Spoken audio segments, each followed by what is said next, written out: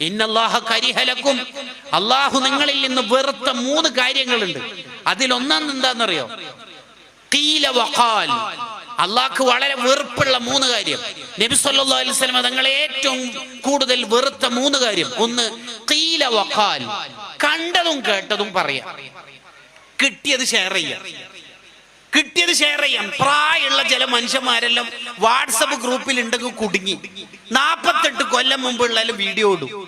അത് 86 MB ഉണ്ടാവും. അതല്ലേ ഏറ്റവും വലിയ കഷ്ടപ്പാട്.